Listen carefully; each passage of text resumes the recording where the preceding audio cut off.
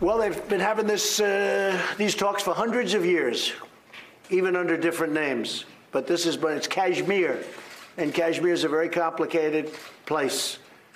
You have the Hindus and you have the Muslims, and I wouldn't say they get along so great. And that's what you have right now. And with respect to Pakistan and India, we talked about Kashmir. And whatever help I can be, I said, I offered, whether it's arbitration or mediation or whatever it has to be, I'll do whatever I can, because they're at very serious odds right now, and hopefully that'll get better.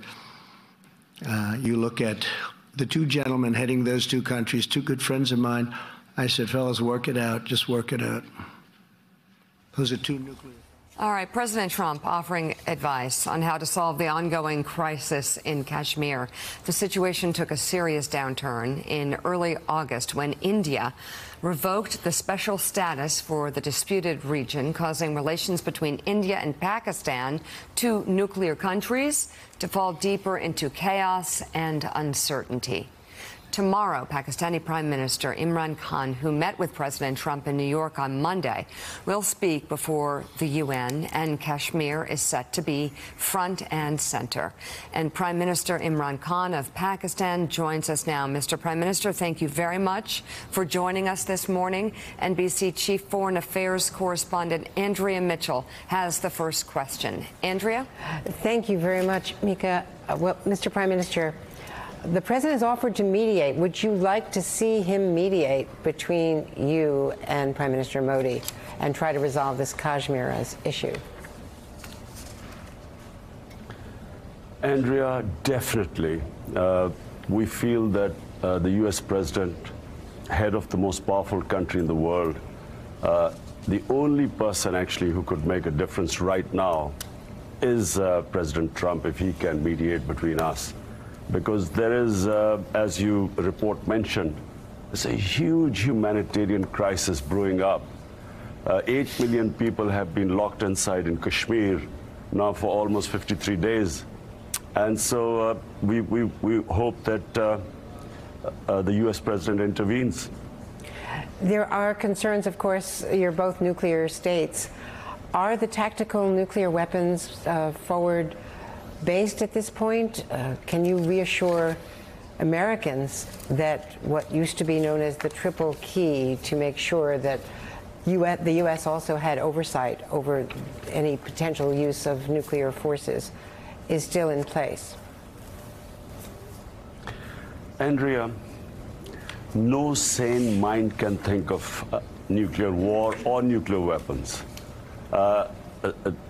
What needs to be done is that this thing should be immediately nipped in the bud.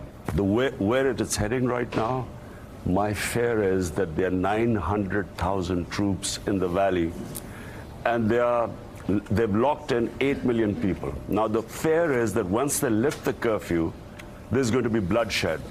And that's why we want the president to intervene before things go a step further. And that's really my concern right now, and I mainly came to the UN to raise this with the world leaders. Mr. Prime Minister, this is Ayman Mohideen, and I was curious here to pick up on your point, wanting the United States to mediate. You've obviously sat next to President Trump, and you've been dealing with this administration. Has this administration in any way, shape, or form asked you for any type of quid pro quo in exchange for mediating? And if so, what might that be? What does the U.S. want from Pakistan in order to try to mediate this conflict? This is a completely separate issue. It concerns over 1 billion people of the Indian subcontinent. So this, the United States, number one, but United Nations Security Council is the other option. Or the U.S. could operate through the UN Security Council, because there are 11 resolutions by the Security Council on Kashmir. So that's one area. But quite separately, the other two neighbors of Pakistan, one is Afghanistan, the other is Iran. We are trying our best. We are speaking to Iran. I spoke to President Trump, and he thought I should try and mediate between the U.S. and Iran, a nuclear deal. And the other is Afghanistan, which again is in the interest of Pakistan that there's peace there. I mean, there's 4 decades of conflict. People of Afghanistan are suffering. There's no quid pro quo. I mean, it's in our interest that there's peace there. We were sad that just when the deal was about to be signed, it was broken up, because dialogue and fighting are going on simultaneously, and this was always going to happen. But there is no military solution in Afghanistan, and that should be obvious after 19 years. So it is in our interest that there's peace in both Afghanistan and Iran. The problem with Iran is that if there's a conflict, our country's developing world is going to take a real beating, because the oil prices will shoot up. And in most of our developing world, we have these trying to manage our balancing our budgets. And this will just throw us off. So it's in the interest of actually the world that this Iran conflict does not take place. Mm-hmm.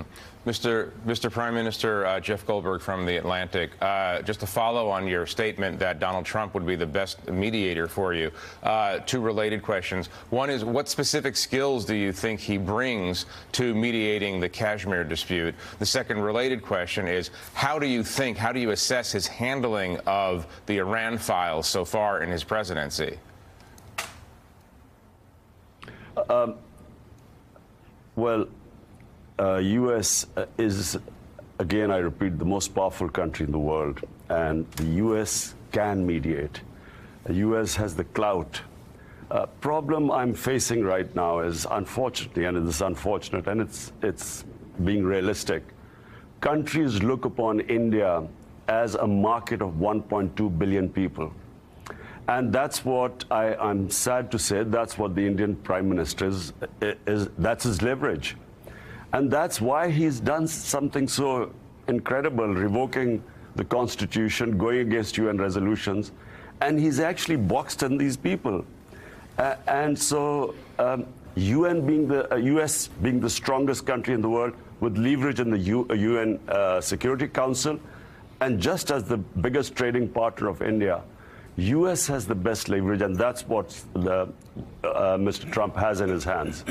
About Iran, this is a very difficult situation. It's brewing up for a while. But, you know, I'm an anti-war person. I do not believe wars solve problems. I mean, you go after one problem and it gives birth to 5 other different problems. And therefore, I don't believe that these, because you see, it has unintended consequences. You know, every war which I know, Afghanistan, Pakistan joining the US war in Afghanistan, each time we were told this is a matter of weeks. And, you know, in Pakistan, we lost 70,000 people died in this war on terror when we participated. And Musharraf told us, our general, that it's only a matter of weeks. So war with Iran is very complex. Once it starts, you know, no one knows where it's going to go. And so therefore, always conflicts should be avoided. Always. Mr. Prime Minister, Joe Scarborough here. The United States and Pakistan, of course, as you know better than anybody, we have had at times a tumultuous relationship. The Pakistanis have believed through the years that Americans have been unreliable partners. We have not followed through on weapons deals. At times, the Pakistanis believe we have pushed them in directions that are not in their national interest. And, of course, Americans have had concerns with the Pakistanis now. Just pulling back from the events of this week, even this month, give us, if you will, your best read on U.S.-Pakistani relations right now. Are we in a better place today than we were, say, 5-10 years ago? Definitely. This is the best relationship Pakistan had with the U.S. in almost 2 decades. But let me just give you a brief history. Pakistan joined, U.S. and Pakistan got together against the Soviets when they invaded Afghanistan. And so Pakistan trained militants to fight jihad. They were called Mujahideen, who fought against the Soviets. And so these groups came and they operated from Pakistan in the 80s. Come 1989, Soviets retreat from Afghanistan. The U.S. packs up and leaves. And in 91, we were slapped with sanctions, Pressler sanctions. So that was a shock because Pakistan had, by this time, 4 million Afghan refugees. We were left with these militant groups, and sectarian terrorism started in Pakistan. Come 9/11, we again joined the U.S.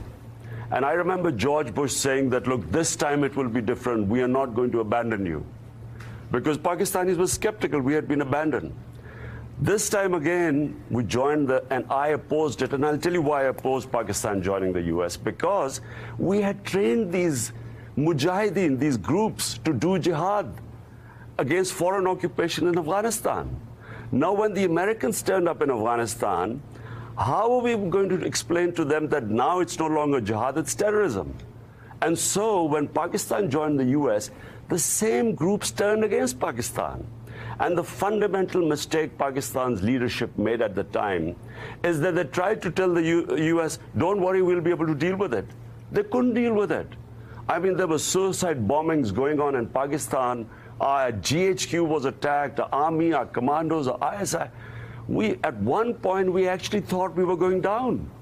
And so U.S. kept putting pressure on Pakistan to help them more. Pakistan could not deliver more. There were 150,000 NATO troops. And if they couldn't win in Afghanistan, how was Pakistan going to help them?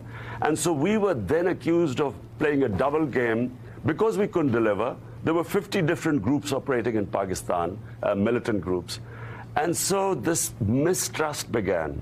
Now our relationship is based on truth and trust.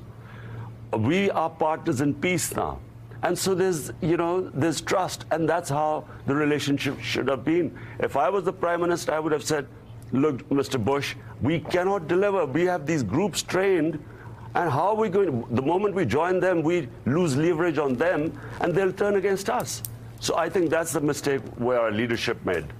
And what advice have you given President Trump about Afghanistan, a war that many Americans have grown tired of 18 years later? You know, I mean, I kept opposing. I kept saying there is no military solution only because you only have to know the history of Afghanistan. I mean, the British as a superpower went in 3 times, failed. Soviets killed 1 million Afghans in the 80s, failed. And how you knew that this was going to be a war that is just would not have achieved any results. Someone should ask, I mean, if I was an American, I would ask that $1.5 trillion at least have been spent in Afghanistan. What have we achieved in this? And then I hear some people saying that, you know, actually, no, we should sort of keep the military or keep this going. This will go on for another 19 years. The taxpayer in the U.S. is going to keep pouring in money in there. While the U.S. was pouring money in Afghanistan in this futile war, the Chinese were developing first world infrastructure, and you just have to go to China to see the way their infrastructure is. And I'm in New York, and I'm watching the car bumping around here. That money was wasted. You know, you do not sound right now like a prime minister from Pakistan. You sound like a voter from the Bronx who would complain about the infrastructure, our money being spent on wars in Afghanistan instead of on fixing LaGuardia and the other infrastructure there and across America. Mr. Prime Minister, thank you so much for being with us. Imran Khan, thank you very much. We greatly appreciate it. Still ahead, we are about an hour and a half away from acting spy chief Joseph Maguire testifying on Capitol Hill. And President Trump is awake and tweeting this morning. Just moments ago, he posted in all caps, "The greatest scam in the history of American politics."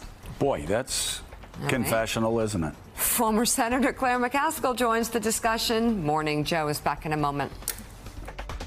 Thanks for checking out MSNBC on YouTube, and make sure you subscribe to stay up to date on the day's biggest stories. And you can click on any of the videos around us to watch more from Morning Joe and MSNBC. Thanks so much for watching.